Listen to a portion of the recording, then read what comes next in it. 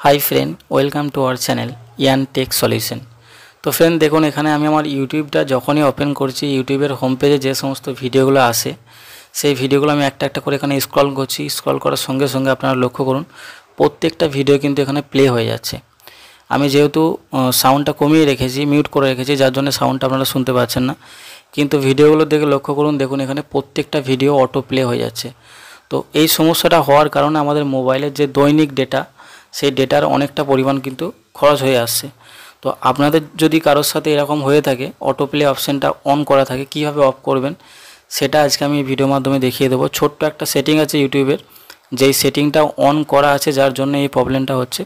সেটিংটা of করতে হবে, কীভাবে অফ করবেন সেটা আমি দেখিয়ে দিচ্ছি। তো সেটিংটাকে অফ করার জন্য অবশ্যই আমাদেরকে ইউটিউবের সেটিংয়ে যেতে হবে। সেটিংটা ইউটিউবের সেটিং কোথায় থাকে? ডান দিকের নিচে কোণেতে এই যে আমার লোগো আছে, আমার ছবিটা আছে, এই ছবির ওপর টাচ করতে হবে। যদি আপনাদের ছবি না সেটিং করা থাকে ইউটিউবে তাহলে ছবি দেখাবে না, বাট এখানে এই লোগোটা থাকবে বা নামটা থাকবে, নামটার উপর টাচ করবেন।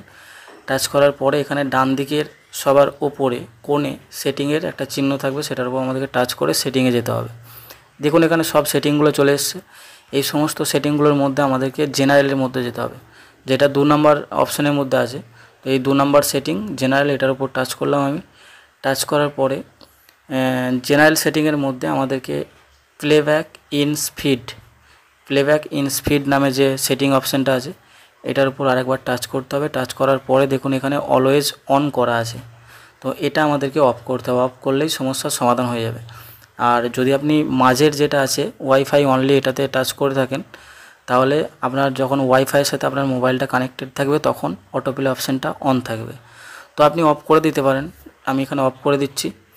দেখুন অফ করার পরে আরেকবার দেখিয়ে দিচ্ছি, দেখুন অফে সিলেক্ট হয়ে আছে, তার মানে আমার যে সেটিংটা অন ছিল সেটা এখন অফ হয়ে গেছে।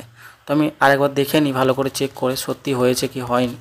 তার জন্য আরেকবার আমি ইউটিউবটা ওপেন করে নিলাম। ওপেন করার সঙ্গে সঙ্গে দেখুন হোম পেজে ভিডিওগুলো আসছে, কিন্তু একটা ভিডিও আর প্লে হবে না, কারণ আমি অলরেডি অপশানটা এইমাত্র অফ করে দিলাম। তো আপনাদের সাথে যদি এই সমস্যাটা হয়ে থাকে তাহলে অবশ্যই এই ছোট্ট সেটিংটার মাধ্যমে সমস্যাটা সমাধান করতে পারবেন। যদি ভিডিওটা ভালো লাগে অবশ্যই লাইক করবেন এবং পরবর্তী ভিডিওগুলো দেখার জন্য অবশ্যই চ্যানেলটাকে সাবস্ক্রাইব করে রাখবেন।